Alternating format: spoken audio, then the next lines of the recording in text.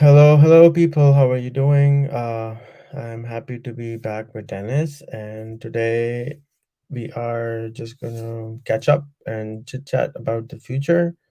The future is changing at a very well, it's changing at the speed it's changing, but we are just a little slow at catching up with it, I think. And I think in the last 6 months, the world has totally change for the people who understand it, and for the people who don't understand it, it's a very hard time for people to face. And we're just gonna chit chat about it. Today I'm with Dennis. Dennis is a good friend. We have traveled together and we know each other for almost, I don't know, a decade. And he is one of the very few Americans who have actually traveled with me for almost a month in Pakistan. And he has this desire to help 10 million people get jobs from around the planet using his background in technology. And he runs an organization called the Content Factory and doing amazing stuff. And he is a very empathetic guy. He's very genuine. He tries to do exactly what he's saying. He's not trying to fake up anything. And I'm saying all this after actually spending weeks with him traveling together. And you learn a lot about other person when you travel together. So thank you, Dennis. Lots of love. Thank you so much for joining in today. How Rihan, it thank you.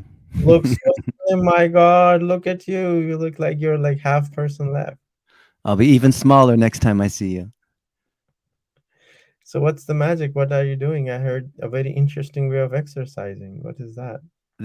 I'm at the trampoline park and I go there and I have my whoop and it tells me how many calories I burned. And I want to burn at least 2,000 calories every time I go. And as long as I eat less calories than I burn, then I'm losing weight. So I've lost almost 40 pounds and I'm having a great time today. I learned how to do a 360-degree dunk and also a dunk off the backboard in a game. So a lot of fun. You should come out, Rihan. I think you might like it. That's the funnest exercise I've ever heard of. Like Yeah. trampoline park. Come on. Yeah, That's with like basketballs. Yeah, full something court for basketball. what? Yeah. It's crazy. So I feel like I can be Michael Jordan because I can bounce on the trampoline and do all kinds I can almost hit my head on the rim. Trampoline basketball. The whole court is a trampoline. Amazing. Interesting. I have to Google it up. So, what's up, my friend? What's happening with AI? How is the world changing? And I saw a very interesting TED talk 2 days ago Mm, about the new world order or the new superpower might not be what we think it is. It's going to be tech companies. And it's no longer going to be a country, but it's going to be companies, which is mm, kind of what has happened in the past mhm, through in the the United Kingdom was basically East India Company, which mm, became the United Kingdom, and the company was more richer than the country itself.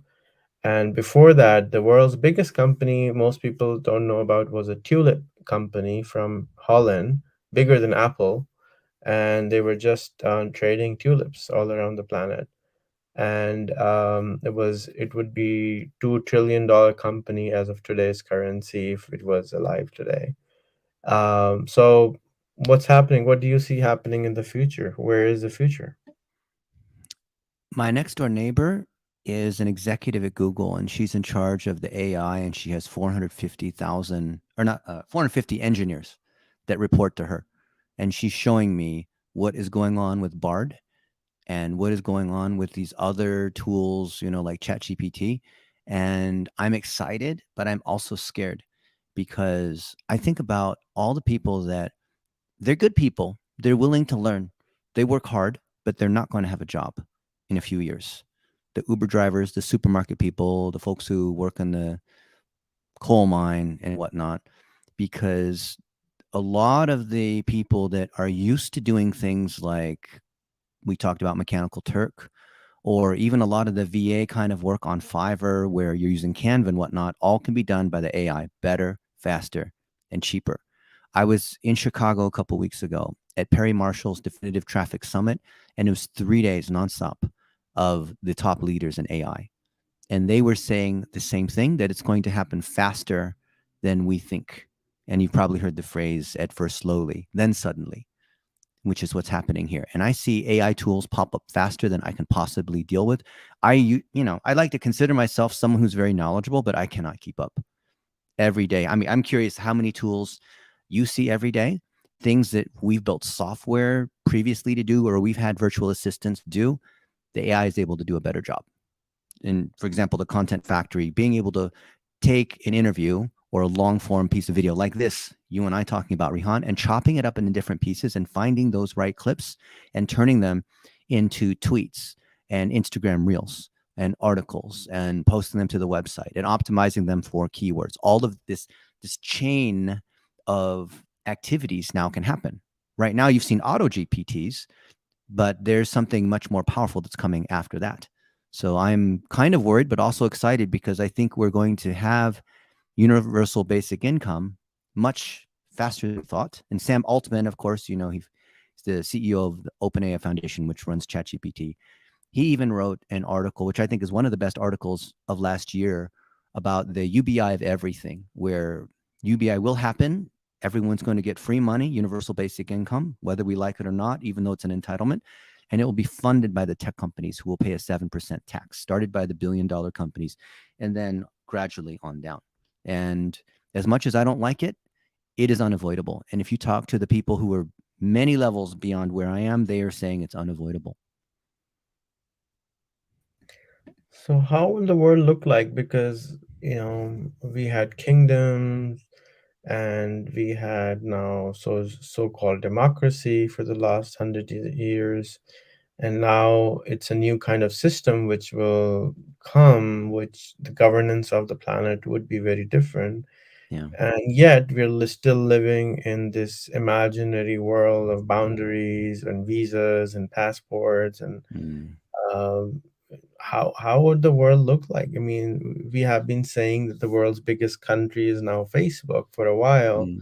but Mm. most people don't really understand what it means, because most people are still going through the school system, which is teaching them the nationalism of their country, and we're not taught to live as human beings or planetary citizens yet. And that will cause a lot of internal conflicts for a lot of people, for a lot of Yeah. beliefs which people have.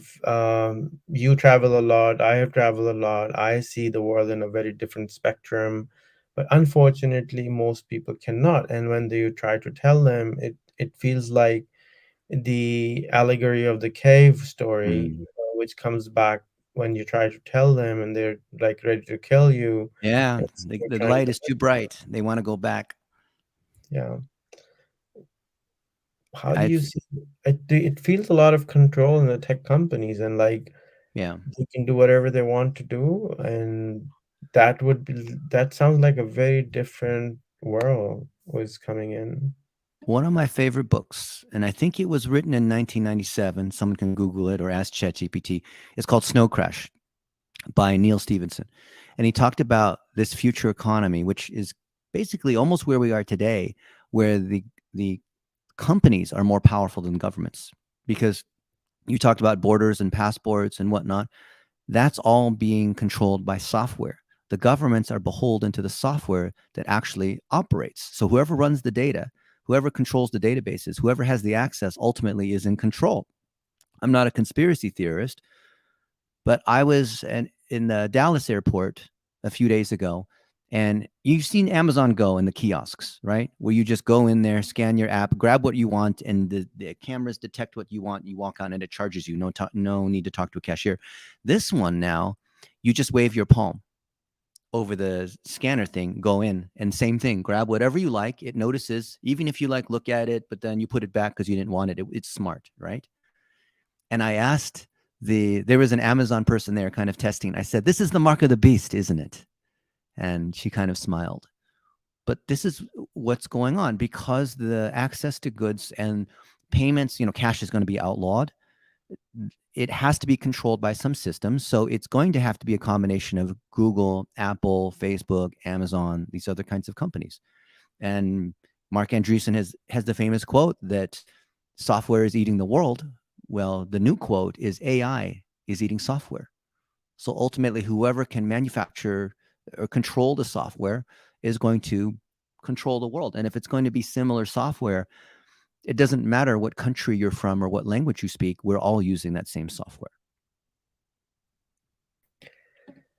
Well, coming in from a country of Pakistan, fifth largest economy, fifth largest population, no PayPal, and companies don't. I mean, you putting content on Facebook, you get paid for it, and Yeah. people in Pakistan putting content don't get paid for it. If we do hack it and we go around the world and get it monetized somehow, you get paid. For example, on YouTube, you get 1 million views. That's $10,000 for you. Mm-hmm. We get 1 million views, $100 for us. Mm-hmm. So, what happens to the UBI then? What happens to the universal basic income that the company says, you know what, people on this part of the world, this longitude and latitude, don't get as much money, even though it's called universal basic Mm-hmm. income. I don't see how universal it can be. What do you think on that one? It's universal and that everyone's going to get it. But certainly the cost of living in California versus Oklahoma is very different, versus Karachi is very different. So everyone's going to get enough income to be able to live at a normal standard in where they are for shelter and food and whatnot. But the thing about the borders and people in Pakistan not having PayPal or being paid less for the views or whatnot, actually, if someone in Pakistan can create value through PPC and they can demonstrate they can create an increase in leads and sales, then arbitrage through economics would dictate that they should be paid what they're worth because it creates an arbitrage opportunity, right? If somebody, maybe for creators it's different because a Pakistani audience is worth less from a monetization standpoint because of the chicken and the egg where the advertisers are not worth as much, so there's less impetus, economic incentive to create the content. But who's to say? I mean, it doesn't. How many people need to be creators? Maybe like a couple percent of the economy. But if they're doing virtual assistant work, if they're helping with digital marketing, if they're doing things that don't require physically being there, then why wouldn't someone in Pakistan make just as much as someone in the United States if they're creating that same amount of value? So, I understand where you're coming from, but we were talking offline on how you started using a computer when you were probably 8. When was the first time you had your computer? Probably, yeah, 8 or 10, something like that. Yeah, Yeah, third grade, so 10. Yeah. I was 12 when I got mine, but the majority of the world in my country, in India, in Africa, in countries, they didn't get access to a computer or a smartphone till a few years ago. COVID Yeah. basically brought in a lot of smartphone, and that basically, Sir Ken Robinson calls this the first language. Our Mhm. first language is typing. Mm. Then the kids today are also like this, this way, but the majority of the world, say if they're like 25, they're getting their first smartphone. Their learning curve is big, Mhm. and if you started at 8, you watched Star Trek. There's a whole planet Mm. in this planet which has never watched Star Trek, and I think watching Star Trek is a fundamental training of the mind of how to think, how the world might look like, how interplanetary or interracial species should act and react. And when I watched the Star Trek Next Generation last time, I saw it from the point of leadership. For me, Mm. I was watching it to learn how leadership should work and how it is according to him, but there was a Mm. lot of stuff which I could learn from. I mean, the Mm. leadership I was actually learning from Star Trek, Mm. where Mm. you might look like this or you might look like this, and Mm. you still have to be dealt equally. Mm. Um, uh, there's a whole like I constantly use the phrase in Pakistan, "Khama khayega gharib." Khama khayega gharib means poor for no reason. It's just they're just not. they're just not navigating their way through the wealth which is sitting right there inside their computer, and they just don't even know how to navigate through just because they've never done it before, and it's not their mistake or fault, mm, but it's there.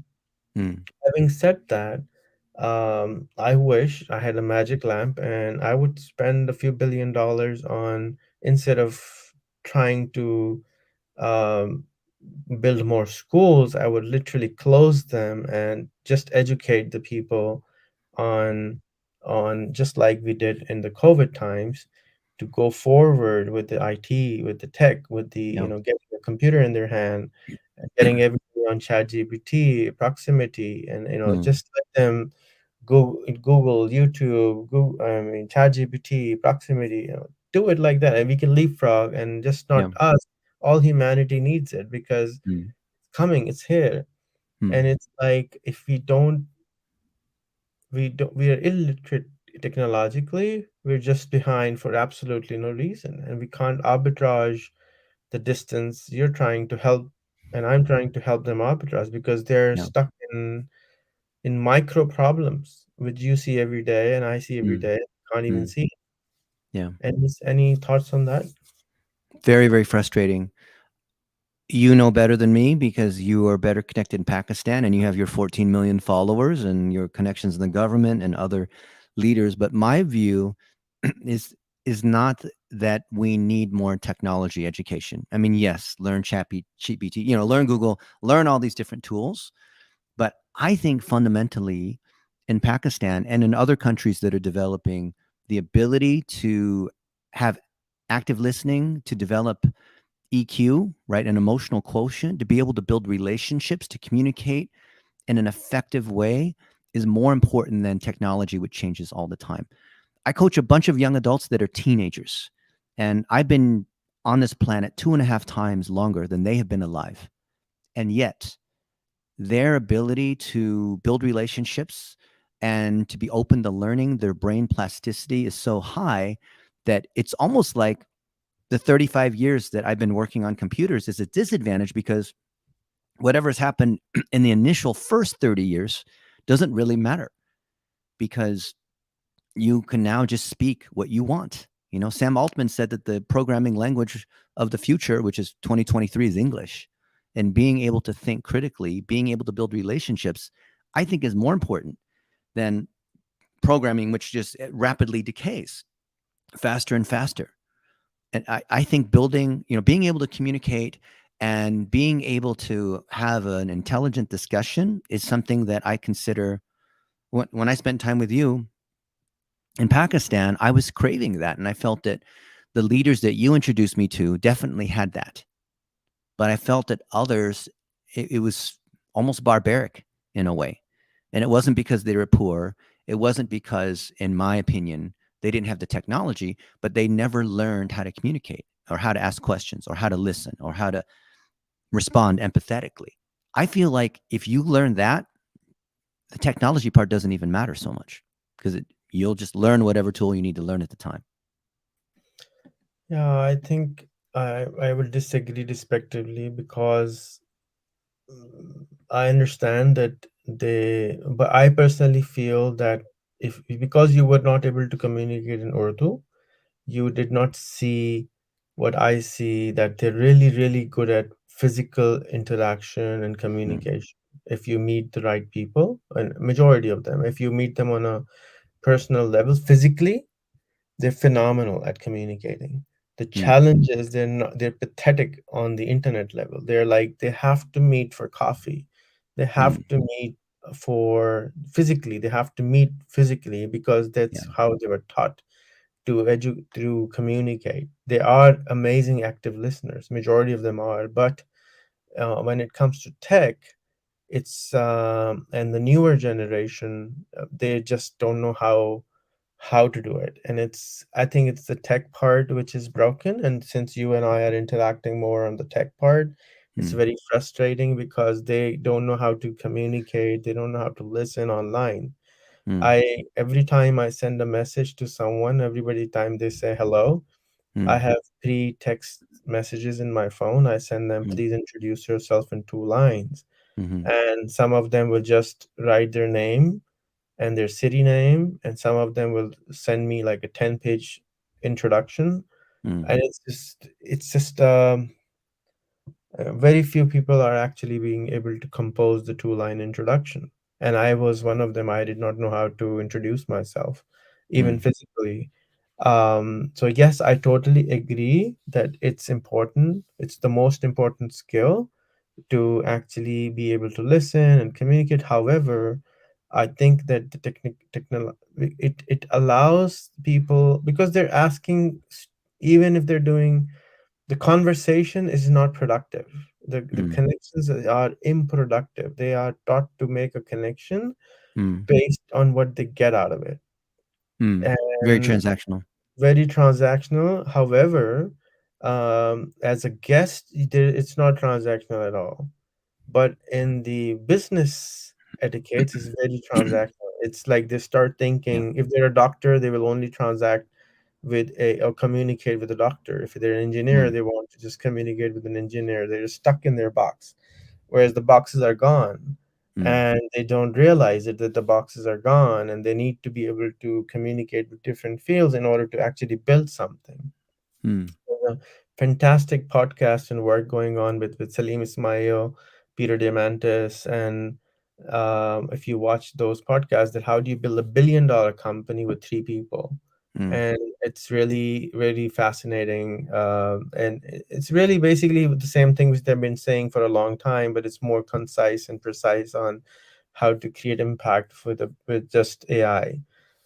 And that's why I'm so, I mean, when I spent 5 months listening to AI stuff for 12 hours a day, and I'm like, I can't handle it anymore. It's just, mm, whatever is going to come is going to come. I hired 8 people who are just doing the same now and trying to give me a 8-minute video every day, like 1 minute each, so that I can see what's actually going on. yeah. Um, but one of the thing which I like what Sam did and OpenAI did was release the genie out of the bottle and put ChatGPT out there so people can actually start using it, and then they can see what it can do, and then this whole phenomena has just started off. It's just Yeah. starting, Yeah. and because we're not even using ChatGPT type of stuff. Like my um, somebody yesterday was asking, they got elected by the union council, and what should they do? What should they be doing? I said, why don't you just chat GPT it? Yeah. It's just gonna give you a fantastic thing. Oh, it'll answer us. So it's not coming naturally yet. So Mm, when you say we can just speak to the phone, we can't speak to the phone. First of all, it doesn't speak our language properly. mm, Second, it does not, when you come from an American, again, the thing with the tech friendliness, we're just not even friends with our technology yet. And that's where the majority is. And that's what hurts me, thinking that these people are just going to left behind. They're just for absolutely no ridiculous reason except that they were just late. They just lost the train because they're just late. They just woke up late, and we're still not awake. We're just fighting between politics, even everywhere on the planet. But it just, this is something which is like ABCD now. If you can't use your phone properly, then you can't you can't read anything, which means that you're just you might be a phenomenal human being, but you can't mm, read. You can't read the book you just mentioned. yeah. Well, the impetus to learn English, right? Because right now, the Western clients are the ones that have the money, and that's the easiest way to do business, right? Today Until there was there's a more video. Pakistani businesses. Today there was a video of a parliamentarian saying that I'm not going to speak Urdu, I'm going to speak Pashto Mm, because I don't understand English, and you made it the national language. So if I can't do everything in Urdu, then I'm not even going to, instead of learning English, instead of going, he said, I'm going to go even backward. And that's what will happen if we look at the if you look at the history of humanity, the leaders who can't push forward take people backward. So, for Mm, example, our last leader took us to 500, 400-year-old history. He has become the most legendary person in Pakistan. His called name is Ertugrul Ghazi, and he is the father of the Ottoman Empire. And 5% of the story is it's 70 hours of content on Netflix. You can watch mm, it. And out of that, I think 5% might be truth, and everything else is a drama around that truth. And people are fanatics about it. They want that time to come back. Erdogan did the same in Turkey. mm, So instead of dubbing Star Trek, we went and dubbed a content which was taking us backward, because going backward brings us glory, and bringing you to the future makes you work harder. Like you're saying, we should learn English because that's mm, where the money is. That's where mm. we should learn. Instead of learning towards that, we're like, no, we should go backward. We should go where the glorious time was. That's how we won the glory. But they don't realize that the game has changed, the rules have changed. Sorry Well, to whoever interrupt. invents the technology gets to say the rules, like we talked about offline. For example, the aviation system, modern flight was invented in America. And so, all pilots, no matter where they are, they have to speak English. True. Doesn't matter. You could be a Korean pilot, you could be in India, you could be in South America, speaking Portuguese. But if two pilots are speaking different languages, then they can't communicate. So everyone who's a pilot has to speak English. And the internet was created in America using English. So the whole ARIN system of domain names is based in English, which I think is interesting. I was born in America, so I just naturally assumed that that was going to be the case. But what if we have some, Pakistan is only slightly smaller than America in population. What if there's some amazing, as we've met some of these amazing entrepreneurs, and they invent some new technology, and that then requires everyone else to adapt to whoever created the technology, right? I think the ecosystem is now in English. You can't really, it's like creating a new oxygen It's too to live late. on. It's too late to actually fight on the language. I don't know if you know of this guy, Jack Fresco. Jack Fresco is an amazing guy. You should definitely look him up. He is a very old futurist who recently died.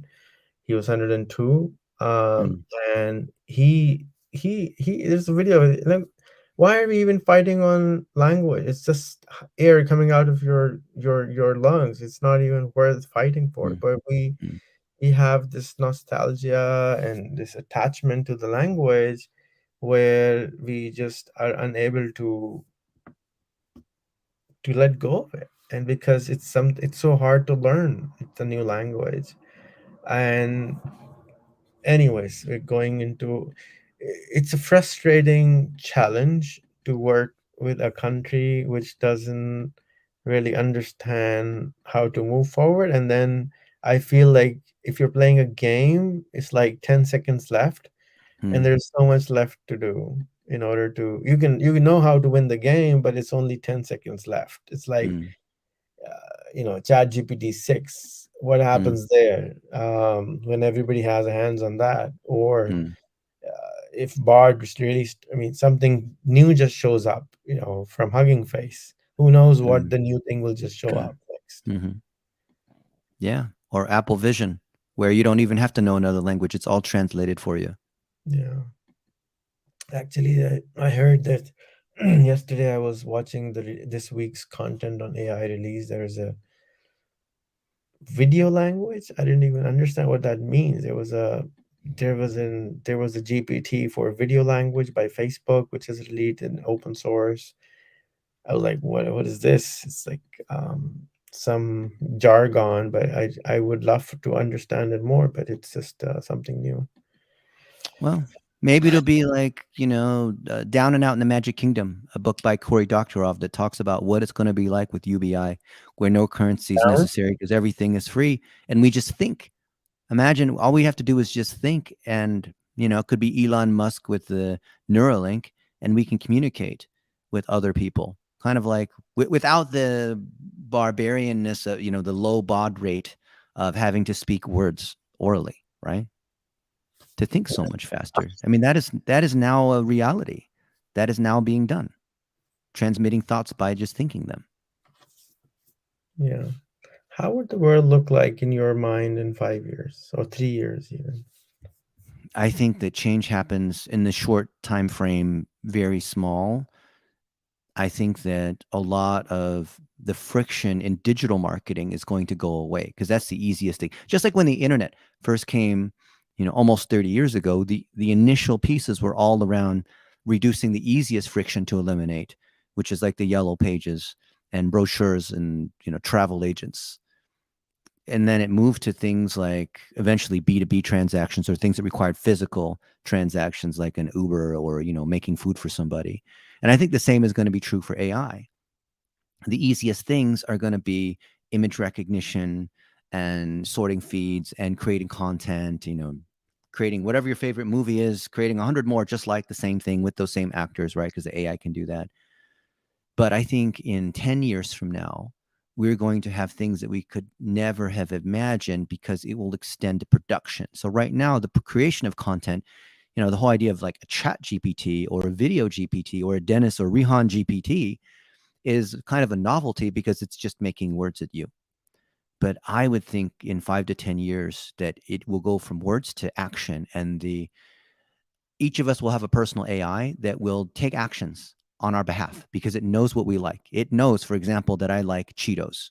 It knows the kinds of things that I like to do, and it will just negotiate for me, and it will negotiate with the bots or whatever intelligent agents that are from these other companies and from other people. So all of us, whoever wins, it's going to be, if Rihan, you have a smarter set of intelligent agents protecting you, like butlers, basically, to go out and do your bidding and manage your companies versus me. I have to build my set of intelligent agents. So it's really just bots fighting bots. I think that's where we're going to be. And the marketplace is going to be upgrades for your bots. And eventually, maybe in 10, 15 years, upgrades for your brain, more storage, more memory. Just like the new iPhone that comes out every year, which I buy, I think there's going to be upgrades for your brain. And initially people will resist, but at some point you want to be left behind? Or do you want to have a perfect memory and remember everything about a friend when they come up to you and it's you Terminator view, you see their name, you see all this information, and you just seem superhuman intelligent? I think people will go for that, and it'll be very attractive, and it'll be trickled to us because we see that, our pets are being microchipped. We see that rich people and celebrities are waving their hand and being able to, think something like Minority Report and have all these things materialize. You can just think the food that you want, and it will be manufactured and delivered to you. And if celebrities are doing that, then everyone else is going to want to have that. But I think when the celebrities are telling everybody, this is what's cool, why wouldn't everyone else want to do the same thing? So where is intelligence? I mean, we can just download something. I can just download 10,000 books in me, and then just You already I'm have that. It's in the palm of your hand. It's Google. Does that make you more intelligent just because you have a search engine? Just because you have a calculator, does that now make you a math genius? the throughput is very slow. Well, if I had Neuralink, I could just download the book. It's like in the In the uh, Matrix, now you can in- fly the helicopter. yeah. So why don't I just download everything? But that's not intelligence, that's storage. Intelligence is the processing of information, not just the collection. A big library inside your head doesn't make you more intelligent. It just makes you can just answer more questions, right? Can't I download intelligence of Einstein or something?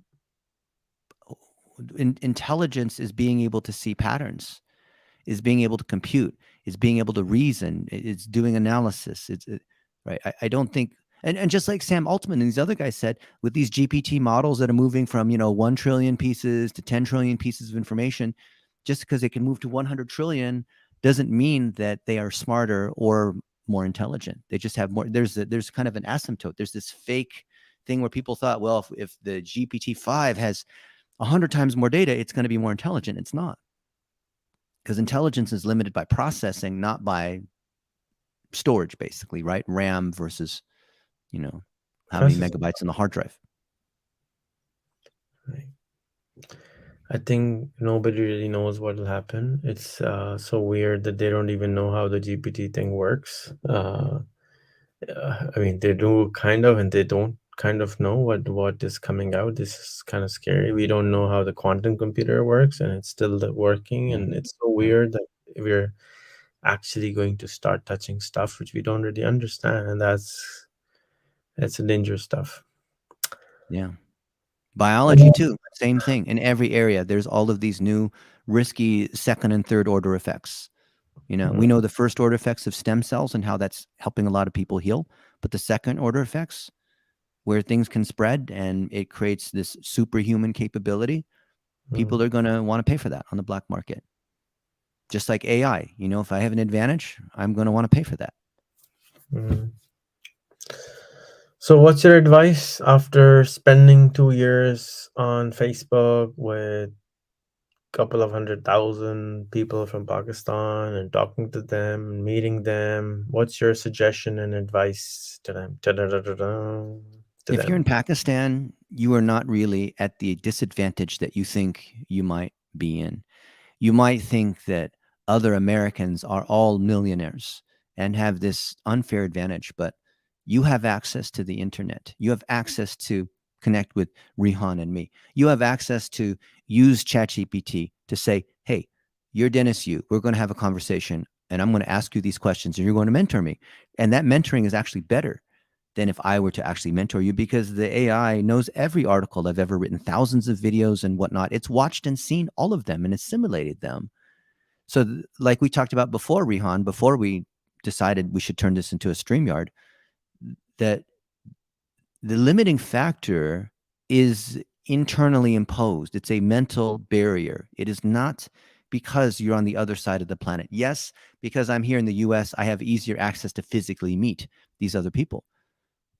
But I'm learning by engaging with these people online. And then I want to meet them in person, right? The way Rihan and I connected was online. And then we met in person. So you can connect with anyone on the planet. It's amazing. I've never, even still today, it amazes me that we can connect with anyone. You can follow anyone on Twitter. You can connect with them on LinkedIn. And if you add value and you learn active listening, you can do amazing things, bigger and better than anything I've ever done.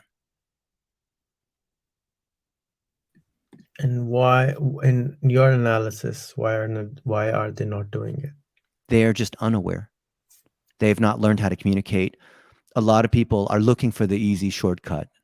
I was with Sunny Ali, thank you for introducing me, and we were at one of his campuses, I think in Karachi, and he said, because I complained, because he said something like, what is your biggest observation or complaint about, Pakistanis? And I said something like, I get inundated with thousands of messages. Hire me, please, sir, kindly, need job, I am very poor, hire me. Very transactional, just asking me for handouts instead of, hey, Dennis, I saw you with Rihan in Lahore the other day, and I had a question about something that you made a live video with Rihan, and I had a question about whatever it was. I would love to answer that question because it shows thought, it shows empathy, it's active listening, right? Or they could say, I saw that you and Rihan, you were in Silicon Valley, and you were at a conference with a bunch of people in big tech, and I would love to, maybe just say something like, hey, is there any way I can create value for you? Right. Those are the kinds of things I would expect to hear. And I told Sunny Ali in front of all his people there, I said, but that's not what I'm seeing. I see Pakistanis as, they're good, hardworking people. They want to provide a better living for their family. All those things, those are fantastic. But to your point, Rihan, they have not learned how to communicate. It's almost like the selfie thing, right, Rihan? Every time we've gone to a conference, you especially get mobbed by hundreds and hundreds of these people all wanting to take selfies. It's almost rude, but I know they don't mean to be rude. They just are completely unaware. Hey, you have to personalize. You have to provide value before you just ask instead of, kindly, sir, please hire me, right? And was it with the Azad Chaiwala? We were in the car and we said, this is the thing that is holding back Pakistan. That very thing, right? You pulled out your cell phone and you recorded the video as you famously do.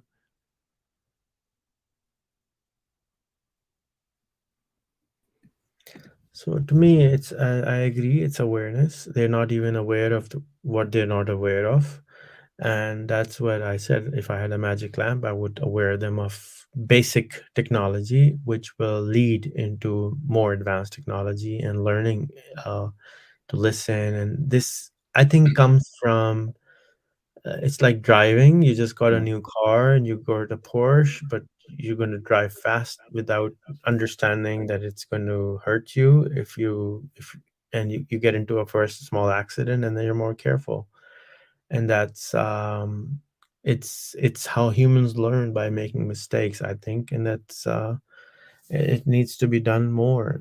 More transactions need to happen on a global scale so they can actually make those mistakes quickly, fail quickly, and learn quickly, and try to get the wisdom out of it. As you said, that's what intelligence is.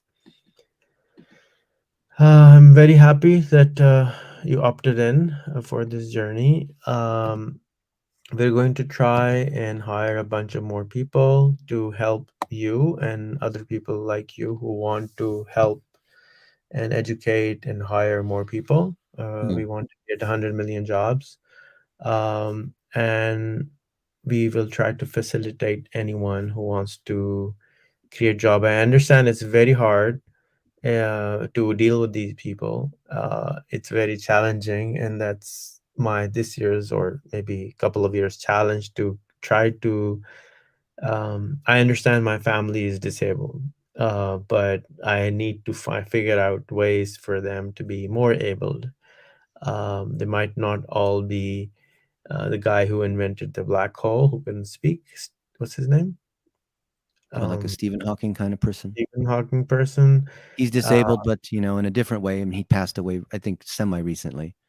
yeah, and he couldn't speak, but he had the brain, Yeah, and he couldn't communicate, and he managed to find a way, and that's kind of my thing, which is which I want to figure out, that I understand that these people are not the best communicator, they're not fantastic in English. What can be our Toyota? What can be our Samsung? What can be our hack to mhm, or breakthrough to help them go through this transaction or go through this period of time? And if yeah, there is a future for everyone, mm, how can we and others empower themselves using this amazing, powerful technology which we have, which allow us to be yeah, next to each other without being next to each other? yeah.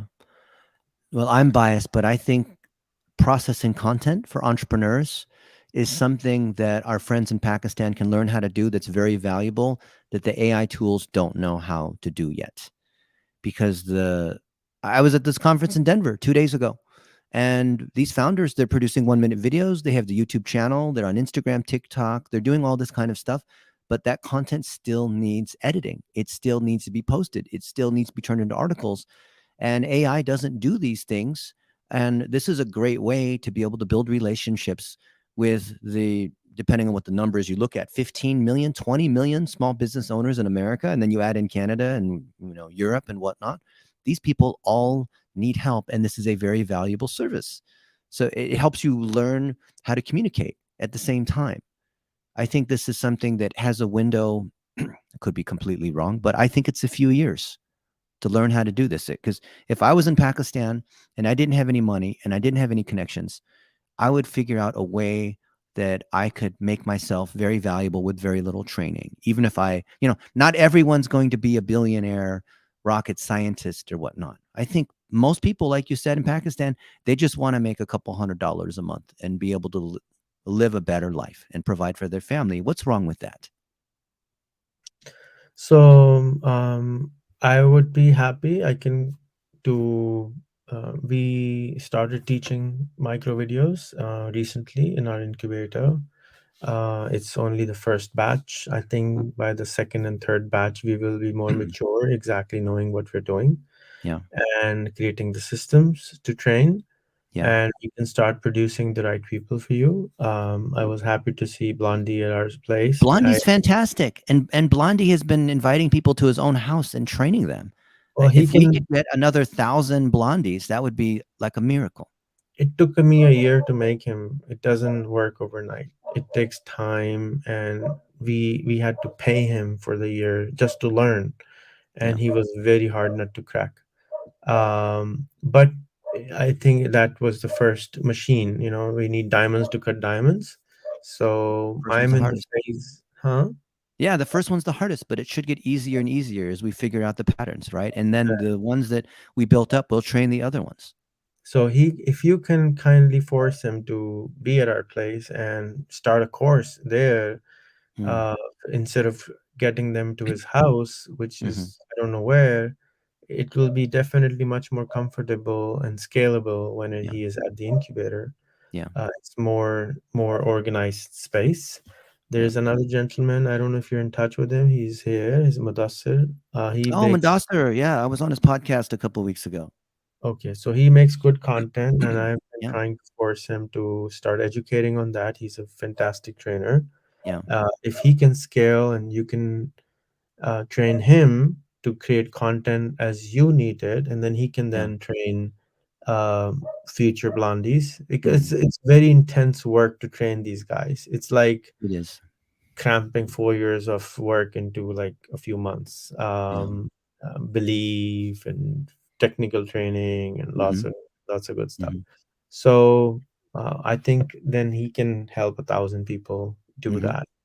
So I hope Mudassir, you can get in Yeah. touch with him and do stuff. We are also trying to we're getting short on cash on our foundation, so I don't ask for money for anyone. So, but I'm looking for making $250,000 a year more through businesses. So if you have anything we can do for you, or build something which can become something like that, that'll be wonderful for us. Very simple. Edit 1 minute videos according to our standard, and it's on the internet. Ali has actually put together the training on how to do that. So anyone who wants to go through that training and qualify, we can just say all the profit that comes from that is can go to the foundation. And the group you created, Rihan, it has almost 42,000 people in it. That Facebook group, Digital Marketing with Dennis Yu. Let's take that to 100,000 people. More people, and just we'll create more opportunity, more momentum, and more people can train. I would recommend, just like you said, Rihan, where you created this group, everyone should join that group to learn about processing content, to learn how to talk to American business owners, to learn how to do SEO, to learn how to use all these different tools. We have so much training in If he can train, I'll give him a call, ask him what's the problem, and let's create more there. people. But Yeah. if you can force him is the right word which I can use Mm. to train more people, because he Yeah. works for you. Yeah. That would allow he can train 4 people for us, and then we can Yeah. train more people through Yeah. them. And then we can pay them to be trained, because I have found that because they are hand to mouth, it's difficult for Mm. them to Mm. learn, just to learn. Yeah. We have to kind of pay them to get them up and running. Yeah. Yeah. Okay. Anything else on your mind? So one of my friends is a billionaire. His name is Naveen Jain, and people ask him all the time, "How do you make $1 billion?" Because he has multiple companies that are multi-billion dollars, and he also has some foundations, kind of like you have. And one of the things he told me when we had dinner, he said that he does not believe in the traditional nonprofit model. He believes that you should solve a really big problem. If you want to be a billionaire, solve $100 billion problem. If you want to be a millionaire, solve $100 million problem. And he said, if you have a world changing vision like you and I have, Rihan, then find an economic vehicle where people are buying our products, and that by nature of buying our products, which can be the natural resource of Pakistan, you said that's the number one resource, then that in itself is the best advocacy we could ever have for the Pakistani people, is to have them trained up. And instead of us having to lose millions of, you and I have both lost millions of dollars doing this education, right? Over many, many years. But why not? It doesn't cost us money to have this Facebook group.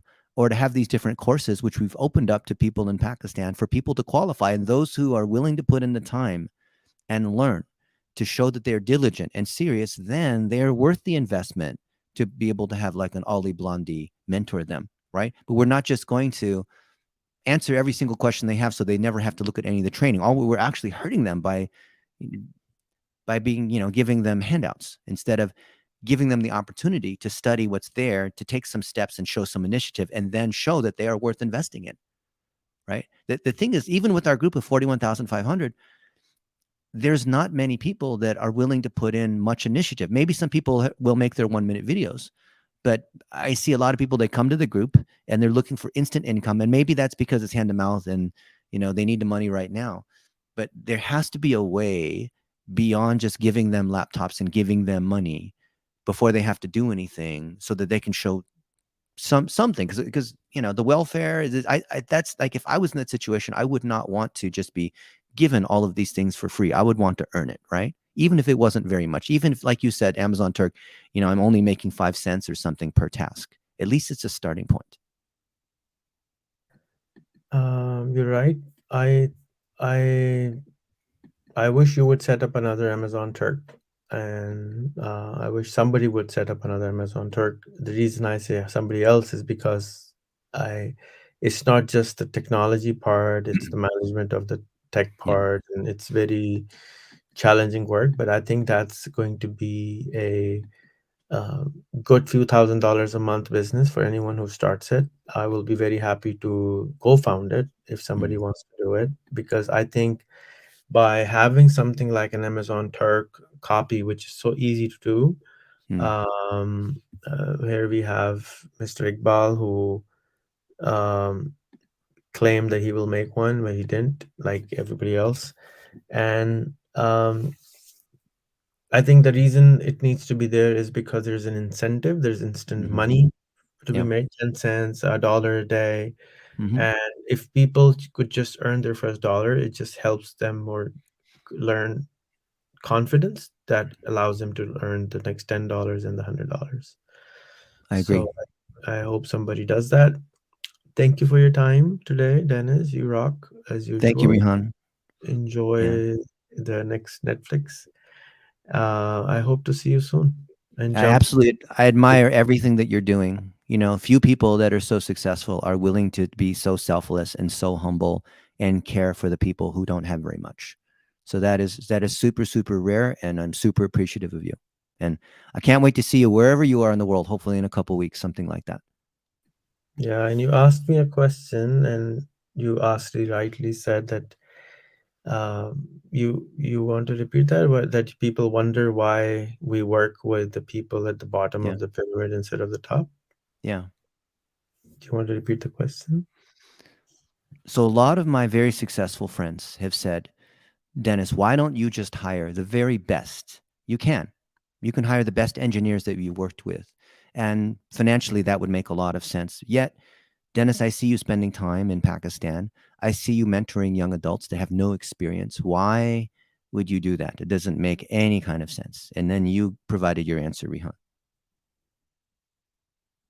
Uh, well, I think if a friend of mine, you haven't met him yet. Oh, you did met him, Munawar Ibadullah in Dubai, and Oh, I he's asked amazing. Yeah.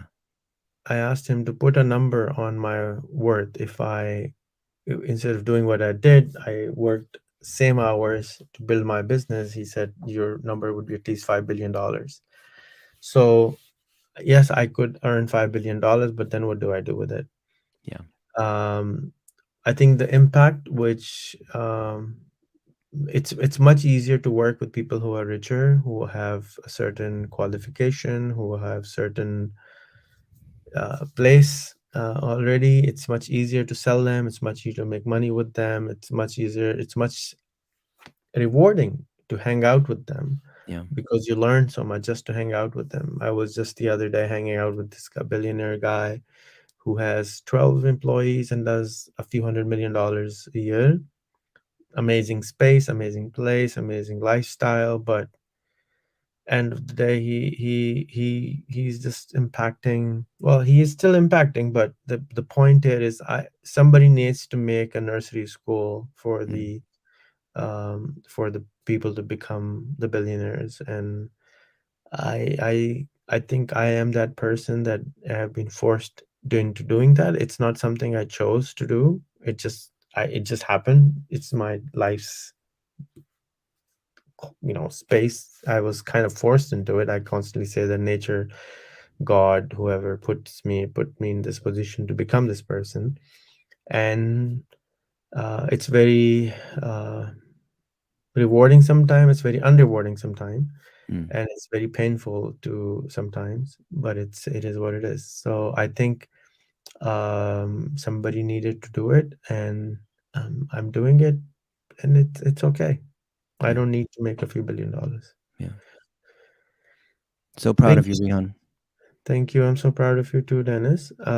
Thank you for doing what you're doing. We will, if you can put somebody to advertise your group through your Facebook page in Hmm. Pakistan and put Hmm. like $100 a month on it, it'll get at least 100,000 view in people in 3 months maximum. Inshallah, for real. Yeah. Take advantage of the low cost of Facebook advertising in Pakistan for sure. Yeah. I tell everyone that if you want to make 1 million users in the US, you need at least 10 to $50 million. Hmm. You want to make 1 million users in Pakistan, 50,000 to $100,000 easy. Just put it on Facebook and people will Yeah. just download it, and you'll have 1 million test users. And that's something which I want to do when I'm in the US, is to try to pitch more people. I was doing this whole month in Europe, Mm. that people should just promote their product not in their own country but in Pakistan, because it gets you more views and more users very quickly. Mm. And you can test your products in Pakistan. It's an amazing testing ground, and it helps the country because the more transaction, the more apps they will try, the more geeky they will become, like you and I, and they wouldn't Mm. really need to. They will then start inventing things, Yeah. but they have to try things before they actually invent things. They haven't tried enough things, I think. Yeah. What do you think on that? I agree. It's the awareness and exposure. It's why we travel, for example, to Yeah, learn about the things we didn't even know. true. All right, Dennis, thank you again for the time. We should do this more often. We do anytime, Rihan. You know, I'm super busy and all this, but I will make time to spend time with you. All right. Thank you, Dennis. Take Thanks, care. Rihan.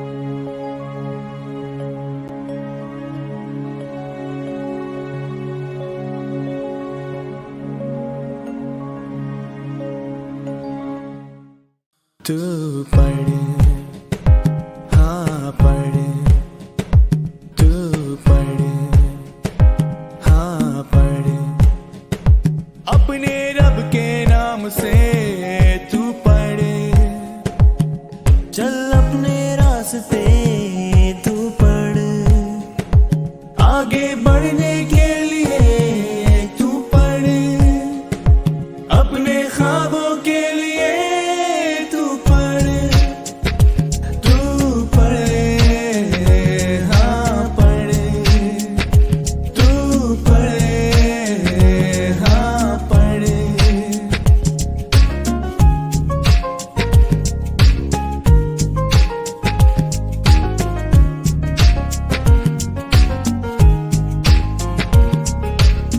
माना मुश्किल है ये घड़ी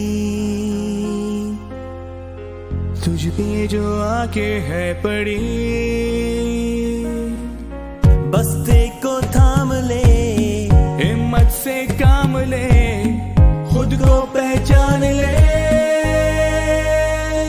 तू पढ़, हाँ पढ़, तू पढ़, हाँ पढ़, तू पढ़, हाँ पढ़।